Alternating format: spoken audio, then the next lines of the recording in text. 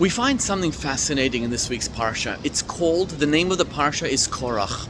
Now, the name of the Parsha is always exact. It's always given for a specific reason.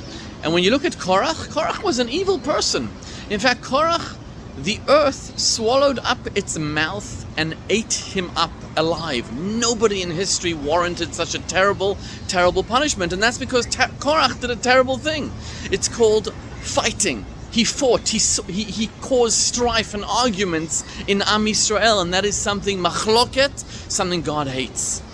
Korach was jealous over his first cousins, Moses and Aharon. They were chosen as the leaders. He wanted to be the high priest like Aharon. He wanted to offer incense in the temple. So Korach caused this massive fight. But we are taught that Shem Reshaim Yirkav, the name of evil people, should be rotten, should be obliterated. So why on earth would we give Korach this beautiful treat to call the entire Parsha his name? Doesn't make sense. And the answer is, there's something fabulous we can all learn from Korach. In fact, Moses himself said we should all learn from that trait, and that is the following. You see, what was Korach? He was a rich man. In fact, it says even today, I'm rich.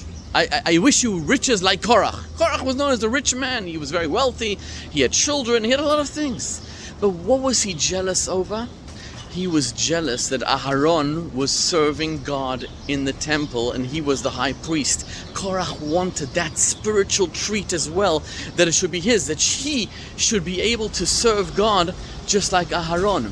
It's like, imagine being jealous of your local rabbi, the rabbi who gives the sermon in your temple, the rabbi who gets up and inspires people, he teaches them. Imagine being jealous of your local rabbi. That was Korach. He was jealous of his local rabbi. Can you imagine that? Living our comfortable lives in the gorgeous city where you are, wherever it is.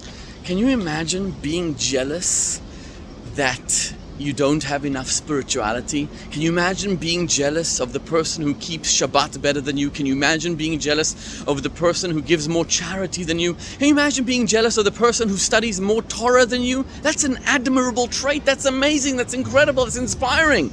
We should all be jealous over spiritual matters. Of course, jealousy is terrible when it's jealousy over physicality, over materialism, when you're jealous over the person who has more vacations than you, when you're jealous over the person who has another home and you don't. That is terrible, terrible, terrible trait to have.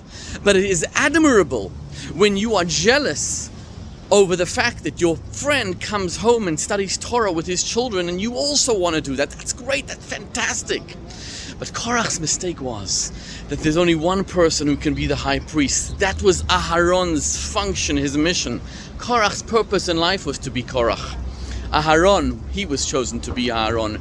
We all need to fulfill our purpose in life, but we need to learn from Korach to be jealous of spiritual matters, to want, to strive, to learn more Torah, to do more mitzvot. That is beautiful, and that is why the whole Parsha is called Korach, and that's even what Moses said, we should all learn from you, Korach.